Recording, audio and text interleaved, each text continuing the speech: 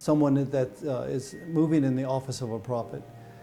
But they receive the same way, but that is an office that what I believe there's only a few that are called prophets. Maybe in the days to come before the Lord returns, we have more that operate in the gift of or the office of a prophet. But all can prophesy. Those two are big differences. Because the gift of prophecy, I call it simple prophecy. That's the gift of prophecy that anyone can operate in. And that's described in 1 Corinthians chapter 14, verse 3. And it says that prophecy is for edification, exhortation, and encouragement. All three of those are positive things. They're words that flow from the testimony of Jesus, his heart, that anyone can operate in, by asking him, God, how would you want to encourage? How would you want to exhort? How do you want to build up this person or this movement or this church? When you're speaking, primarily it's for a one-on-one ministry. I believe simple prophecy. Anyone can do it. We have to ask the Lord, though, for that gift. Now, the office of a prophet is God. He chooses. He's the one that gives out the gifts. He gives.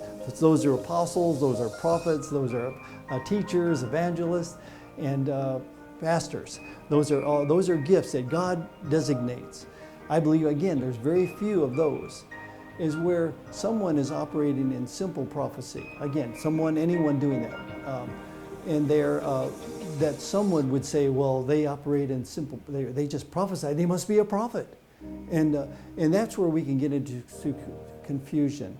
Again, very few prophets, all can prophesy, and so I think the Bible describes more of a biblical prophet as the office of a prophet as one who would have regular visions, insights from the Lord about future events, would have a track record of that's known to, not only to the prophet, but to those around, that they hear from the Lord.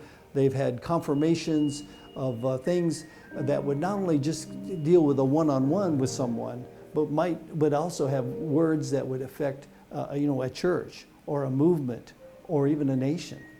And of course, we have biblical examples from the Old Testament, and you have the biblical examples of the New Testament of the office of a prophet. I think that when we think of the office of a prophet, we want to again emphasize that the one who moves in that office has had many experiences that have been confirmed by many as being accurate. Not always infallible. I mean, we all prophesy in part. Even prophets, even New Testament prophets prophesy in part. 1 Corinthians 13:9, the Apostle Paul said this.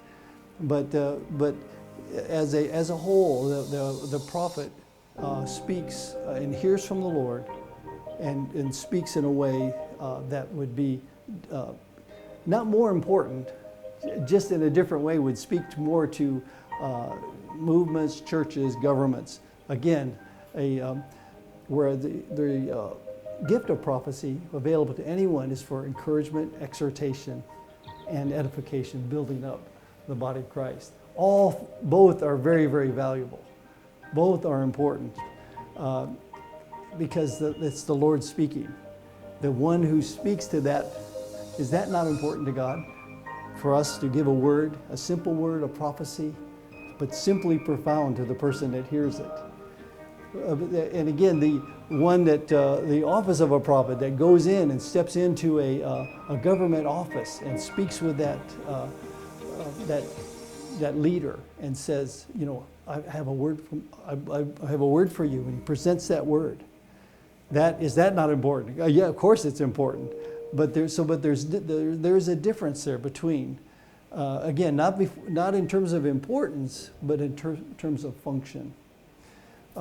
I believe that there's those in between those two reality, and those are ones that would operate in the gift of prophecy, the ministry of prophecy in a more regular way. They're not prophets, but they've operated in the gift of prophecy for many years, and maybe even train others to do that and to speak from the Lord to another? Is the word that they're giving, is it from the Word? Does it line up with the Word? And so these things are really important. I think that if someone's operating in the office of a prophet, they won't need to tell anybody. Those around will know. And that's, to me, one of always the signs. I think, again, at the same time, the one who operates in the gift of prophecy, just that simple prophecy, seeking the Lord, how can I bless another? So valuable. And God is training up, I believe, in this hour, the body of Christ to minister out of the gift of prophecy in a very significant way. It's going to increase.